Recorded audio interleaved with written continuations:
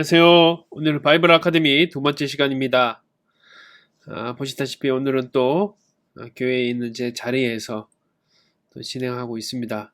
오늘 수요 예배 마치고 이렇게 잠깐 시간을 내서 바이블 아카데미도 준비하고 있는데, 여러분들 각자의 삶 속에서도 또 말씀 가운데 더 가까워지는 시간 되시기 바랍니다. 제가 보기엔 여기가 좀 이렇게 제 자리니까 어두운 상태가 있는 것 같은데, 여러분들이 보시기에는 어떤지 모르겠네요. 7장을 요약하면은 영원한 나라입니다. 내 짐승을 통해서, 특별히 내 짐승과 또 내 나라에 대한 연관성, 2장에 나오는 또 금신상, 신상과 어떤 연관성 속에서 이 부분을 좀 살펴봐야 되는데, 이 내용들을 여러분 좀 읽어보시고요. 7장 3절부터 8절 제가 그림으로 요걸 좀 보여드리겠습니다. 다니엘서 2장을 보면 신상이 나오죠. 금과 은과 동과 철, 그리고 철과 진흙, 또 돌나라로 이렇게 분류되어 있는데, 다니엘서 7장하고 이것이 다 만나 있습니다. 그래서 금으로 상징하는, 또 사자로 상징하는 곳은 어디냐면은 바로 바벨론이죠. 좀 끝에가 좀 안 보이는데, 그리고 그리고 곰으로 상징되는 나라는 메데와 바사입니다. 페르시아라고도 하는 바사. 두 개의 뿔을 가진, 나중에 이제 이것은 또 8장을 보면은 두 개의 뿔을 가진 순양으로 표현되고 있는 것이죠. 메데와 바사가. 그리고 동으로 표현된 나라는 표범입니다. 그래서 그리스, 헬라이죠. 마케도니아를 알렉산더 대왕이 전세계를 이끌었던. 그래서 2장에서는 노스로 된 배와 넓적다리, 그리고 7장에서는 바로 4개의 날개와 4개의 머리를 가진 표범 같은 짐승. 그래서 이게 또 8장에는 하나의 큰 뿔이고 4개의 뿔, 또 하나의 작은 뿔을 가진 순염소. 이 부분으로 해서 이것은 그리스를 상징하고요. 그 다음에 철. 2장에 나오는 바로 신상의 철은 철로 된 종아리죠. 철과 진흙으로 된 발. 그래서 7장에는 10개의 뿔과 작은 뿔을 가진 비교할 수 없는 짐승, 바로 로마를 상징하는 것입니다. 그리고 2장에 나오는 큰 산이 된 돌은 메시아와 바로 하나님 나라의 왕국을 상징하는 것이죠. 이게 2장과 7장과 여기는 8장입니다. 8장. 그리고 나라들이죠. 이게 서로 연관성을 가지고 있다는 것이죠. 다니엘의 꿈과 환상이. 그리고 이 다니엘 7장 9절부터 14절은 다니엘이 환상 속에 보는 인자의 도래를 또한 기록하고 있습니다. 바로 이 부분은 예수 그리스도를 상징하는 구약에 나오는 성경인데, 내가 보니 왕자가 놓이고 옛적부터 항상 계신 이가 자정하셨는데, 그의 옷은 희기가 눈 같고 그의 머리털은 깨끗한 양털 같고 그의 보좌는 불꽃이요 그의 바퀴는 타오르는 불이요 불이 강처럼 흘러 그의 앞에 마으며 그를 섬기는 자는 천천히요 그 앞에 모셔선 자는 만만히요 심판을 베푸는 책들이 펴놓았더라. 또 이 바로 환상 속의 인자의 도래를 설명하는데, 이 인자 굉장히 중요한 표현입니다. 뒤에 설명하겠습니다. 인자 같은 이가 하늘 구름을 타고 와서 옛적부터 항상 계신 이에게 나아가 그 앞에 인도되며 그에게 권세와 영광과 나라를 주고 모든 백성과 나라들과 다른 언어를 말하는 모든 자들이 그를 섬기게 하였으니 그의 권세는 소멸되지 아니한 영원한 권세요 그의 나라는 멸망하지 아니할 것이요. 성경을 보면 이제 예수님께서 자신을 인자라고 표현하지 않습니까? 여기서 나오는 인자는 이스라엘을 대표하는 대표자라고 할 수도 없죠. 더 능가하는 자고 천사를 뛰어넘는 존재입니다. 어떤 피조물도 세상을 다스릴 권세가 없기 때문에. 그래서 여기 나오는 인자는 바로 신적인 존재이며 예수 그리스도를 상징하는 것이다. 구약에 보면 인자라는 것은 두 가지 의미로 사용합니다. 단순히 인간을 지칭하는 언어입니다. 에스겔서를 보면은 인자가 이렇게 표현이 90회나 사용되고, 두 번째는 이제 다니엘 7장 13절처럼 옛적부터 항상 계시니, 그러니까 하늘에 거하는 신적인 존재를 칭하는 것이죠. 예수님은 둘 다의 의미를 다 자신의 삶 가운데 사용하시는데, 특별히 다니엘서에 등장하는 신적인 존재라는 인자라는 말씀을 하셨을 때 사람들은 두 가지 반응으로 나타났습니다. 바로 예수님이 자신을 이 다니엘서에 등장하는 인자다 이렇게 표현을 하실 때, 그 예언의 성취를 얘기하셨을 때 예수님의 대적들처럼 신성모독으로 고발하기도 하고요. 어떤 사람들은 믿음으로 인정을 했다는 것이죠. 우리는 이 믿음으로 인정하는 사람들 아닙니까? 영원한 나라, 세상에 많은 그 네 가지 어떤 나라들이 계속적으로 이 땅에 세워질 것이라는 것을 상징하고 있는데, 이 영원한 나라, 세상의 나라들, 하나님의 백성을 지배한 네 개의 왕국과 이스라엘의 처한 미래적 상황, 환상을 통해 전달하고 있습니다. 내는 나라들 모두 무섭고 강대한 나라들이고 영원할 것 같은 나라들이었죠. 그러나 다 멸망했습니다. 오직 영원한 나라는 어디입니까? 하나님 나라라는 것이죠. 우리는 바로 이 하나님 나라, 영원한 나라를 선택해야 된다는 것입니다. 바로 이 다니엘서 7장 23절 27절이 그것을 얘기하고 있습니다. 그의 나라는 영원한 나라이라. 모든 권세에 있는 자들이 다 그를 섬기며 복종하리라. 그래서 영원한 것을 붙잡아라. 하나님은 다니엘에게 세상의 변화와 두려운 현실 속에 영원한 하나님 나라를 결국은 보여주십니다. 그래서 믿음의 성도들이 해야 될 선택과 가야 될 길을 보여주는 것이죠. 단순히 다니엘이 왕국의 높은 직위에 오르고 이 영원한 나라에 대한 많은 강대국들이 오고 가면서 자신의 어떤 부귀안위와 자신의 어떤 권세만 유지하려고 그 높아지는 것을 목적으로 살았다면은 아마 우리는 다니엘을 모를 것입니다. 그런 다니엘이 위대할 수 있었던 이유는, 나라가 바뀌면서도 계속 쓰임 받을 수 있었던 이유는 이 두려운 위기의 상황 속에 항상 그는 하나님의 나라, 하나님의 왕국, 영원한 곳에 초점을 맞추고 살아갔기 때문이죠. 그것을 선택했기 때문입니다. 8장은 정한 때에 관한 것에 대한 부분들을 이야기하고 있습니다. 벨사살 왕 3년, 바로 이 바빌론은 마지막 왕이지요. 환상의 내용으로 순양과 순염소의 예언을 하고 있습니다. 아까 그 금신상과 내짐승에서 얘기했듯이 8장에서는 이제 순양이 메대와 바사이고 이 순염소가 바로 그 메대와 바사를 무너뜨리는 헬라, 바로 그리스, 마케도니아를 통일한 바로 알렉산더 대왕을 비롯한 그 그리스를 얘기하는 것이죠. 그래서 8장 3절부터 4절을 보게 되면은 두 뿔을 가진 수장이 먼저 등장합니다. 그 두 뿔은 다 길었는데 그중 한 뿔은 다른 뿔보다 길었고 그 긴 것은 나중에 난 것이더라. 이것은 바로 메대와 바사라는 나라를 이야기하는 것인데, 나중에 나온 뿔, 바로 이 바사이에서 메대를 통일하고 정복하고 결국은 바사, 페르시아가 되는 것이죠. 메대와 바사 제국은 우리가 좀 이게 성경을 보면은 뭐 같은 나라인지 아닌지 좀 헷갈리는 경향들이 있습니다.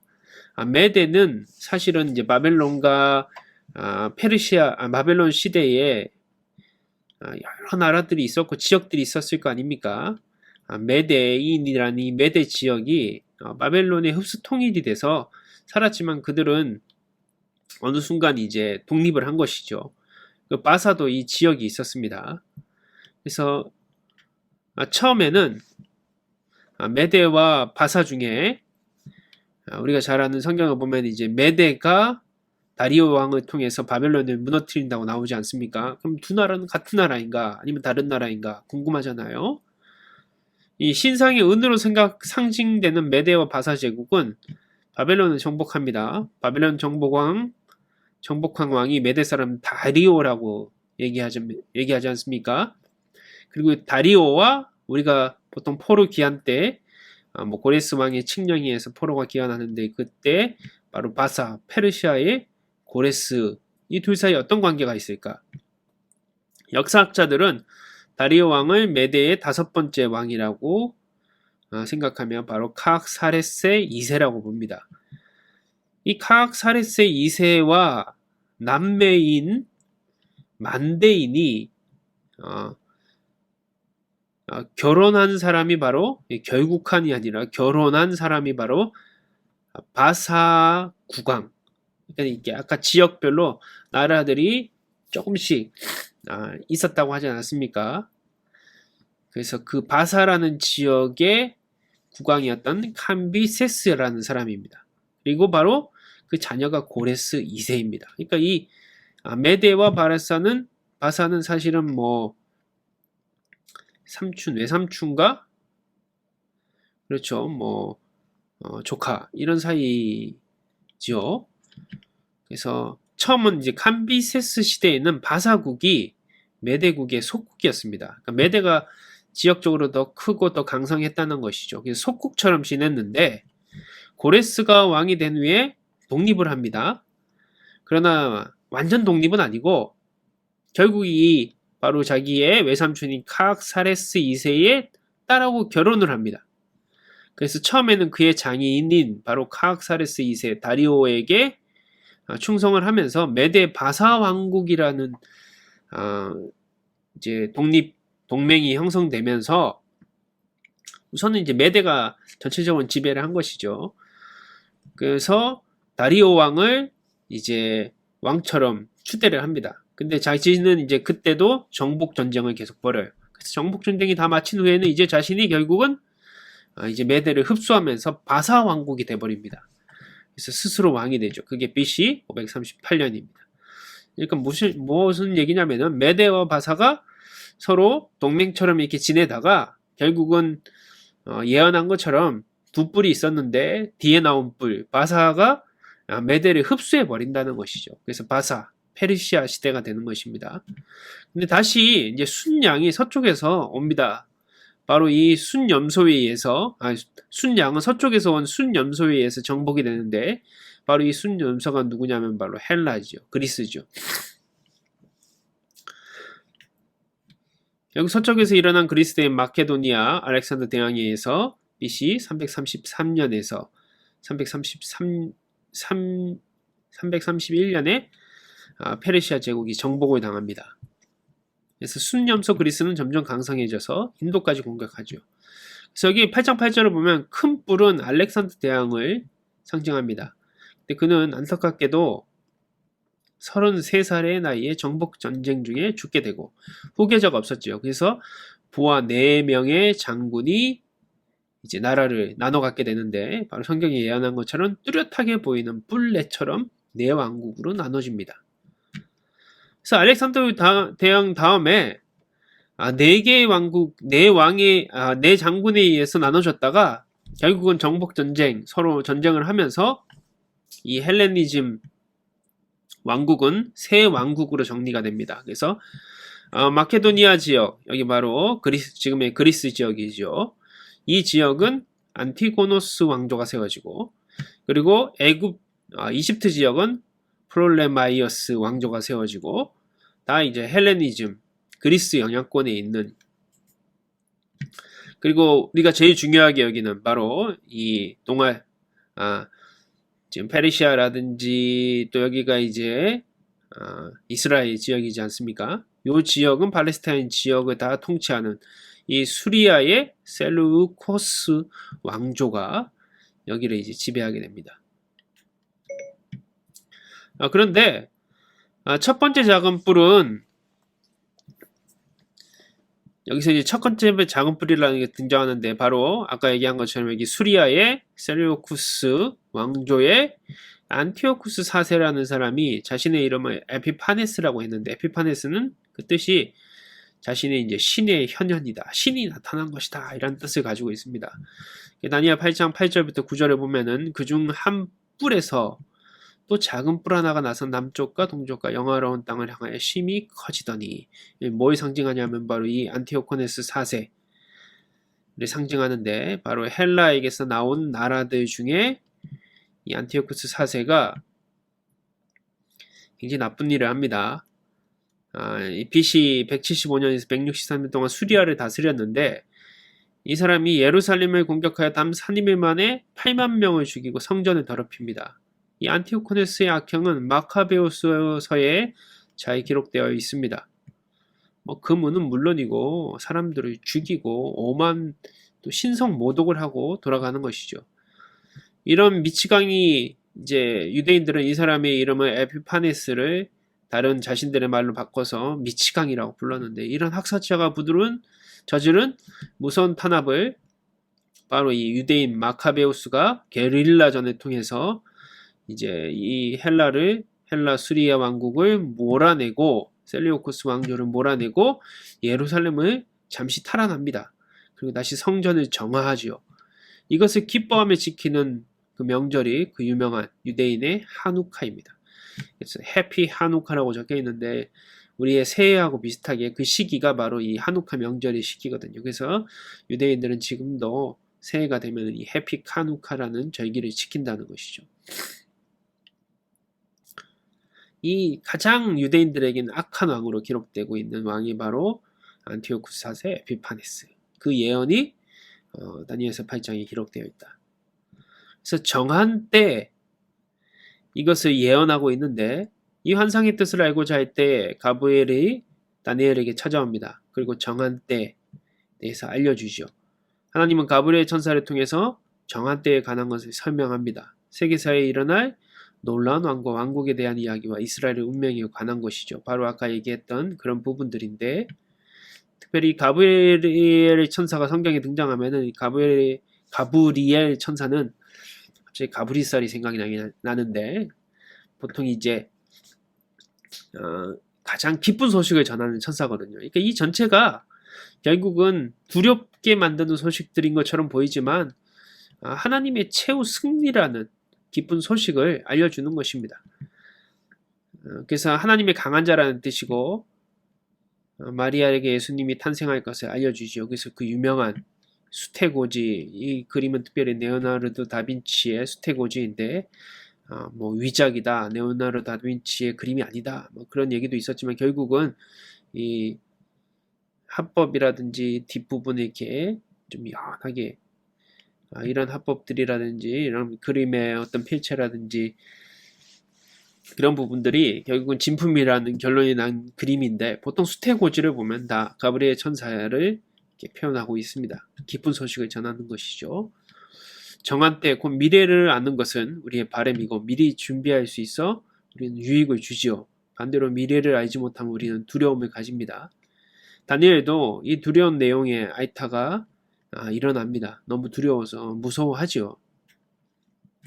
그러나 정말 중요한 것은, 하나님은 시간과 공간, 결국 알파와 오메가라는 것이죠. 시간과 공간의 시작과 끝에 하나님이 계시다는 것입니다.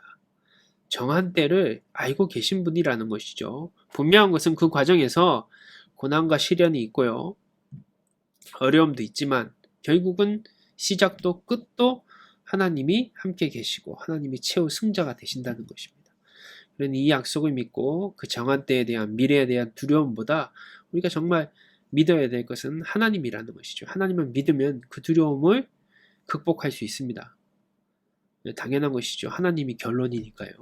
그래서 베드로후서 3장 9절은 주의 약속은 어떤 이들이 더디다고 생각하는 것 같이 더딘 것이 아니라 오직 주께서는 너희를 대하여 오래 참으사 아무도 멸망하지 아니하고 다 회개하여 이르기를 원하느니라. 하나님은 기다려 주십니다. 끝까지. 제가 이 강의를 하면서 제 핸드폰에 여기서 켜놨는데 자꾸 그 아이폰에 보면은 실이라고 해서 음성 비서 같은 역할을, 음성 인식 역할을 하는 게 자꾸 켜지네요. 왜 켜지는지 모르겠지만.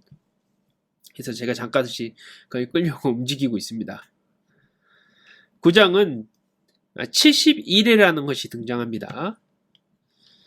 메대왕 다리오 첫해, 아까 얘기했던 메대왕, 메대와 바사의 관계 아까 배웠지 않습니까? 다리오는 바로 고레스의 외삼촌이기도 하고, 자신의 이 다리오의 딸과 결혼을 했으니까 장인이기도 하죠. 다리오 첫해에 다니엘은 이제 바벨론이 이미 멸망한 겁니다. 다니엘은 여전히 나라가 바뀌었지만 중요한 역할을 담당하고 있었죠. 예레미야의 예언서를 통해서 70년이 지나면 바벨론 포로 생활이 끝나고 유다로 돌아올 것을 깨달았습니다. 예레미야서를 읽으면서 결국은 하나님께서 남유다를 멸망하게 하지만 70년 후에 다시 회복해 주실 것이다. 그 예언을 남기지 않습니까? 70년이 끝나면 바벨론 왕과 그의 나라가 끝날 것이다. 이걸 실제로 다니엘이 겪으면서 이 예언의 말씀을 성취됐다는 것을 알게 된 것이죠. 이 내용은 정확하게 70년이냐 이 내용인데 이거는 여러분들이 한번 읽어보시고요. 다니엘은 자신의 죄처럼 이전 세대의 죄악을 회개하고 용서를 구합니다. 이 소식을 듣고 이제 하나님이 우리를 회복해 주실 것인데 우리가 해야 될 것은 회개라는 것이죠. 이에 대해서 하나님께서는 응답으로 천사 가브리엘을 통해서 하나님의 계시를 또 전달해 주십니다. 아까 얘기한 것처럼 가브리엘은 두려운 것처럼 보이지만 결국 좋은 소식을, 회복의 소식을 전해준 것이죠. 70일의 후에 회복할 것이다. 다니엘서 9장 24절에 보면은 내 백성과 내 거룩한 성을 위하여 이런 이래를 기한으로 정하였나니 허물이 그치며 죄가 끝나며 죄악이 용서되며 영원한 의가 드러나며 환상과 예언이 응하며 또 지극히 거룩한 이가 기름 부음을 받으리라. 하나님께서 이제 다니엘에게 주신 이 예언이 70일에인데 70일에는 1차적으로는 이스라엘 백성과 예루살렘 성을 재건하기 위해서 하나님이 정하신 기간입니다. 그러나 이 기간을 해석함에 따라서 좀 다르게 기간을 해석하고 있다는 것이죠. 71회를 킹 제임스 버전이라는 굉장히 유명한 성경에서는 이제 70 weeks 70주죠. NIV 현대인의 성경에서는 미국 영어로 된 77th 이렇게 번역이 되어 있습니다. 원래 이게 원어로 이 일에는 샤부아인데 주간을 가리킵니다. 그래서 71회는 문자적으로는 바로 70주간이죠. 그런데 71회 동안 일어난다고 언급된 일들을 예언의 내용들을 이렇게 살펴보면은 이 70주로만 해석을 하면은 너무 내용들이 방대하고 무리가 있다. 그래서 그것을 이제 77, 49, 490일로 그러니까 77, 49가 이제 490일이니까 이걸로 보기에는 너무 내용이 방대하고 이루어질 수 없는 일들이다. 그래서 1회, 바로 이 주간을 7년으로 보고 그것을 해석해 보니까 그것을 이제 490년으로 해석을 하는 것이죠. 이제 칼빈이라는 사람들 등이 이렇게 해석을 했는데 또한 어떤 상징적인 기간으로 보기도 합니다. 그래서 70주간이냐 490년이냐 상징적인 기간이냐 이걸 여러 각도로 해석을 한다는 것이죠. 그래서 우리가 71회를 여러분들 인터넷에 찾아보시면은 많은 그림들이 나옵니다. 그래서 70주를 490일을 이제 490년으로 해석하면서 일곱 번째 일에 그래서 49년이죠. 이것은 이제 성전을 회복하라는 칙령이 내려오고 그것을 회복하는 기간 62일에는 434년으로 결국 그 마지막에 예수 그리스도가 십자가에 달리시고 죽으시는 그 사건과 연관이 있고 그거 마지막 일에 바로 7년은 대환란의 시기 요한계시록에 기록되어 있는 그 환란의 시기 다가올 통치자의 시기 이런 부분들을 예언하고 있는 것이다. 그렇게 여깁니다. 자세히 살펴보면은 70일의 시대적 구분은 첫째 7일에 7주라고도 얘기할 수 있고 7년이라고 해석할 수도 있죠. 또 더 상징적인 수로 해석할 수도 있습니다. 예루살렘을 중건하는 명령과 기름 부은 자 곧 왕이 일어나기까지고 이 다니엘서에 기록되어 있는 내용은 62일에는 힘든 상황 속에서 성이 중건되며 광장과 거리가 세워지고 마지막 1일에는 종말의 때가 온다. 이것을 예수님의 예언과 연관해서 490년으로 해석하면은 첫째 7일에는 49년은 예루살렘 성전을 실질적으로 재건하는 것입니다. 그래서 느헤미야 1장에 나오듯이 그 부분을 이제 회복하는 것이고요. 둘째 62일에는 기름 부은 바자가 끊어진다. 장차 한 왕이 와서 그 백성과 성전을 무너뜨릴 것이다. 그래서 다니엘 9장 26절에 보니까 62일의 후에 기름 부은 자가 끊어질 것이며 이 내용들을 담고 있는데 그러면 434년 후에 무슨 일이 대체 일어나는 것이냐 이렇게 연으로 해석했을 때 아닥사스다 왕이 성전 건축을 명령을 내린 BC 445년부터 483년이 지난 때는 AD 3년경으로 38년경이 되고, 음력을 사용했기 때문에 이걸 지금의 양력으로 환산하면 AD 23년, 그래서 예수님이 십자가에 달려 죽으신 시기와 거의 일치한다.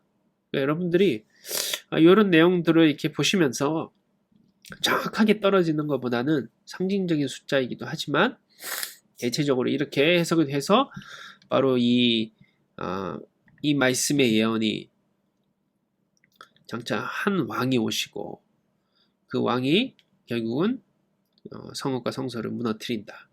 뭐 이런 내용들을, 결국 AD 70년에 성소가 로마에 의해서 무너지지 않습니까?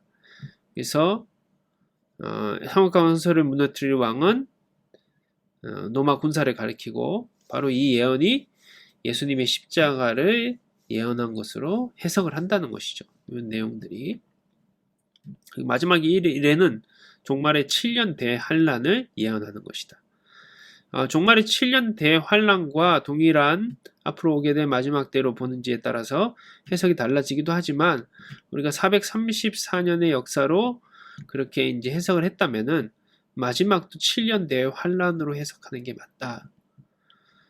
이 내용들로 이렇게 보신다면은 이게 여러분 해석하기에 조금씩 다르고, 또 이단들은 이걸 이용해서 또 여러분들을 현혹하기도 합니다. 그래서 이것을 절대적인 부분으로 본다기보다는 결국은 하나님의 예언의 성취 가운데 예수 그리스도를 또한 예언하시고, 무엇보다 우리의 삶 가운데 하나님께서 정한 때가 있다. 근데 거기에 대해서는 우리가 두려워할 필요가 없고, 결국은 하나님을 믿는 믿음으로 갔을 때 승리하는 것이다. 이렇게 생각하면 더 좋을 것 같습니다. 무엇보다 정말 중요한 것은 이 두려움과 한상 앞에 다니엘이 했던 행동이죠. 기도를 했고 응답을 받았습니다. 다니엘 9장 23절을 보니까 곧 내가 기도를 시작할 즈음에 명령이 내렸으므로 이제 내게 알리러 왔느니라. 기도를 시작할 즈음에, 영어 성경에서는 이거 as soon as라고 해서 기도를 하자마자, 하나님의 응답이 기다리고 있지만 기도할 때 그에게 응답해 주신다는 것이죠. 두려워하기보다 기도의 자리로 가라. 이게 길어지네요. 목이 마릅니다. 목이 말라. 10장 요약을 하면은 은총을 받은 자입니다. 바사왕 고레스 3년 히데기의 강가에서 다니엘에게 준 한상인데, 바로 이 10장과 12장 마지막까지는 이제 큰 전쟁, 그러니까 바사, 헬라, 그 이후에 로마라든지 이렇게 일어나는 전쟁과 나라들이 이제 생기고 사라지는 이런 것에 대한 환상을 기록하고 있습니다. 결국 전쟁이 일어날 것인데 이 전쟁은 하나님이 주관하시는 전쟁이다. 전쟁의 두려움과 슬픔 속에 다니엘은 금식하고 기도합니다. 그때 천사가 찾아오지요. 근데 이 천사가 찾아오는 이 부분을 가지고 또 우리가 어떤 하나님이라든지 예수 그리스도 상징하는 부분으로 보기도 하는데, 사실은 이 부분은 제가 여러 책자들을 이렇게 살펴보면서 신빙성 있는 자료들을 통해서 내린 부분들을 보니까 이 신적 존재가 미가엘의 어떤 도움 없이는 자신의 임무를 완성할 수 없는 부분으로 언급되고 있기 때문에 하나님이나 어떤 그리스도의 현현으로 해석하기에는 좀 무리가 있다. 그러니까 어떤 신적인 하나님의 천사와 같은 존재이다. 이렇게 생각하는 게 더 맞을 것 같습니다. 그 부분을 이제 이 천사를 언급하고 있는 게 10장 5절부터 6절이죠. 그리고 이 천사가 다니엘에게 준 말이 무엇입니까? 10장 11절입니다. 내게 이르되 큰 은총을 받은 사람 다니엘아. 은총을 받은 자요. 전쟁은 하나님께 속했다. 결국 내용은 뭐냐? 두려워하지 말라는 것이죠. 다니엘은 자신뿐만 아니라 자신의 동족 유대인들이 당할 전쟁을 안타까워하고 두려워했습니다. 진정한 애국자였죠. 바사의 왕들뿐만 아니라 헬라의 왕들까지 방해와 끊임없는 싸움이 있을 것이다. 그러나 중요한 것은 하나님이 함께 하시는 싸움이라는 것이죠. 특별히 다니엘이 은총을 받은 자라는 칭호를 받을 수 있었던 이유가 무엇입니까? 10장 12절에 힌트가 있는데, 내 하나님 앞에 스스로 겸비하게 하기로 결심하던 첫날부터 내 말이 응답받았으므로, 겸비가 무엇입니까? 겸손이죠. 스스로 낮아지기로. 가장 낮아진다는 것이 무슨 의미일까요? 몸을 낮추거나 뭐 자신은 아무것도 아닙니다 얘기한다는 것, 그것도 뭐 겸손일 수 있고, 전 못해요, 그것도 겸손일 수 있죠. 나서지 않는 것도 뭐 겸비일 수도 있겠죠. 근데 그런 차원이 아닙니다. 진정한 겸손은 뭐냐면은 정말 하나님을 인정하는 것이죠. 하나님이 없으면 안 된다는 사실을 인정하는 것이 진정한 겸손입니다. 다니엘은 그 겸손을 가지고 하나님을 인정했기 때문에 그는 은총을 받은 자라는 칭호를 받을 수 있었죠. 11장은 계속적으로 큰 전쟁, 환란의 때를 예언하고 있습니다. 그러면서 참된 것을 붙잡으라고 얘기합니다. 구체적으로 보면은 11장의 내용은 페르시아 제국의 멸망과 헬라 제국의 분열을 예언하죠. 아까 얘기한 것처럼 헬라 제국은 알렉산더 대왕이 죽은 후에 새 왕국으로 분열되지 않습니까? 남방의 또 애국과 북방의 시리아 두 왕조 간의 전쟁과 사건들에 대한 예언. 안티오쿠스 4세의 그러니까 수리아의 그 안티오쿠스 4세에 의해서 유대인들이 박해를 당하는, 그리고 그의 최후에 관한 예언들이 기록되어 있습니다. 무엇을 붙잡느냐가 참 중요합니다. 성경은 참된 것을 내게 보이리라. 정말 혼란스러운 상황들, 무서운 상황들 속에서 우리는 판단력을 잃어버리죠. 제가 이제 돌잡이, 보통 돌 예배를 가면은 돌잡이 같은 것들을 이렇게 하지 않습니까? 돈을 놓고 뭐 연필 놓고 청진기 놓고 실 놓고, 그래서 무엇을 잡느냐 막 두근두근거리면서 부모님들 비롯해서 사람들이 재미로도 하지만 또 진짜 잡는 거 가지고 기뻐하기도 합니다.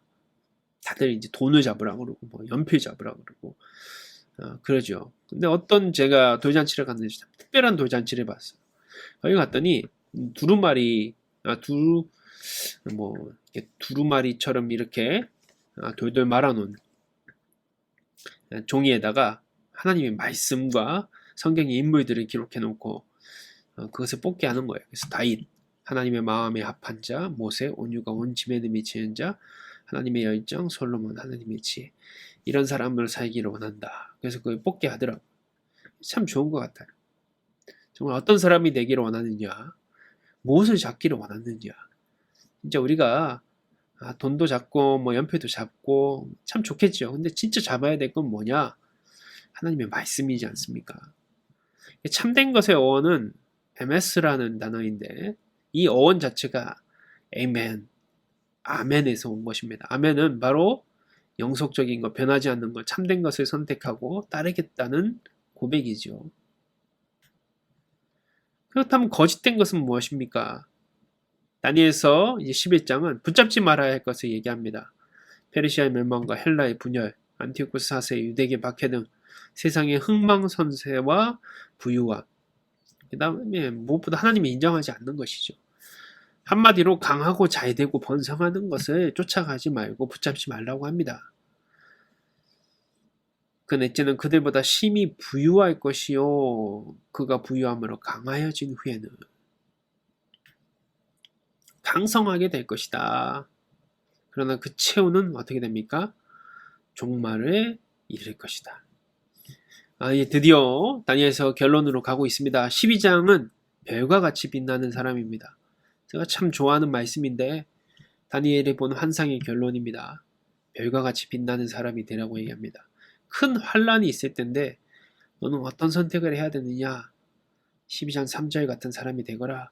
지혜 있는 자는 궁창의 빛과 같이 빛날 것이요, 많은 사람을 옳은 대로 돌아오게 한 자는 별과 같이 영원토록 빛나리라. 많은 사람을 옳은 대로 이끄는 사람이 되라는 것이죠. 그러기 위해서는 먼저 하나님의 지혜 있는 자가 되어야 됩니다. 다니엘서와 요한계시록은 굉장히 닮아 있습니다. 둘 다 묵시문학이고요. 다니엘은 바벨론 포로 중에, 요한은 밤모습에 유배를 당했고, 다니엘서에는 이제 인봉을 하죠. 봉한다. 계시록에서는 그 인이 떨어집니다. 어느 때까지냐? 다니엘서 12장 5절부터 6절에 보면은 이제 다니엘에게 어떤 환상이 또 보인 다른 두 사람이 있어. 하나는 강 이쪽에 섰고 저쪽에 섰더니 그 중에 하나가 세마포 입은 자 곧 강쪽이 이중인 자에게 이르되 이 놀라운 일이 끝이 어느 때까지냐 하더라. 그러면서 예언하는 게 한때 두때 반때 또 129일 또 133 1300 1290일 1335일 이렇게 얘기를 합니다. 그래서 이 해석을 가지고도 여러 가지 해석들을 하는데 간략하게 얘기하겠습니다. 한때 두때 반때를 지나서 성도의 권세가 다 깨지기까지 이런 일들이 일어날 것이다. 전쟁과 여러 나라들이 일어났다 멸망하고 예언의 성취들이 언제까지냐. 또 다니엘 12장 11절부터 12절을 보니까 1290일을 지날 것이요 기다려서 1335일까지 이르는 사람은 복이 있으리라. 한때 두때 반때는 이게 이제 세때 반이라고 해서 결국은 이제 연수를 얘기하는 것인데 7이라는 완전한 또 환란의 기간들 속에서 세때 반은 결국은 이제 7때라는 완전한 심판의 기간의 절반을 얘기하는 것이죠. 또 이것도 보면은 1290일 1260일 이것도 이제 그 절반의 기간과 똑같은 것입니다. 내가 나의 두 증인의 권세를 주니 이것은 이제 요한계시록에 기록되어 있는 1260일과 이 다니엘서에 기록되어 있는 1290일이 비슷한 완전히 똑같은 한 30일 정도 차이 나죠. 똑같진 않지만 이 날짜들을 합하면 다 대략 3년 반의 시간을 얘기한다는 것이죠. 또 1335일은 뭐냐? 여기서 45일을 합하면 1335일인데 하나님의 때를 둘러싼 신비감을 고조시켜서 결국 인간의 지혜로는 하나님의 때를 알지 못하며 지난 것처럼 보여도 신실하게 안날 것을 강조하는 부분으로 해석합니다. 결국 3년 반, 어떤 3년 반 동안 일어날 것이다.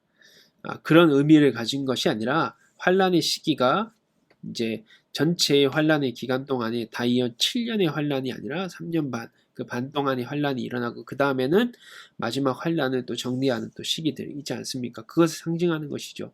근데 그것이 단순히 또 3년 반이냐? 또 그 의미만은 아닙니다. 상징적인 또 숫자를 사용한 것이기 때문에 환란의 기간과 날짜보다 더 중요한 건 뭐냐면은 결국 이 모든 환란과 두려움의 시간이 끝이 있음을 보여주는 것이죠. 더 중요한 것은 고난과 환란이 이 환란의 시기에 분명히 끝이 있다는 거예요. 3년 반이 가리키고 있는 것은 3년 반 동안 일어날 것이라는 게 아니라 환란의 중간까지는 환란이 끝나지 않는 것처럼 보이지만 끝나는 시간이 있다.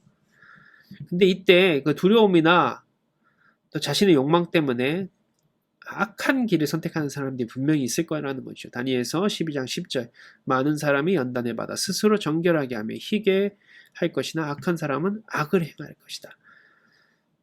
악한 자는 아무것도 깨닫지 못하되 오직 지혜 있는 자는 깨달으리라.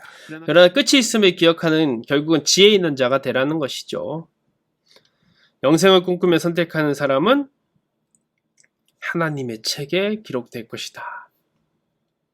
나뿐만 아니라 많은 사람을 옳은 길로 이끄는 별과 같이 빛나는 사람을 꿈꾸어라. 이게 다니엘서의 결론입니다. 바로 영원한 하나님 나라를 선택해라. 키포인트 두 번째이죠. 요한계시록과 다니엘서는 같은 묵시 문학입니다. 묵시는 아포칼립스라고 해서 숨겨진 하나님의 계획을 나타낸다 이런 뜻입니다. 다니엘서에 주로 사용된 묵시 방법은 환상과 꿈이죠. 32회나 등장합니다. 다니엘서는 세계 역사 속에 하나님의 주권적인 통치를 묵시를 통해서 보여줍니다. 다니엘서 4장 17절에 보니까 지극히 높으신 이가 사람의 나라를 다스리시며 자기의 뜻대로 이게 이 국제 정서라든지 나라들이 자신들이 잘나서 강대해서 세우시는 것 같지만 하나님께서 세우시는 나라다.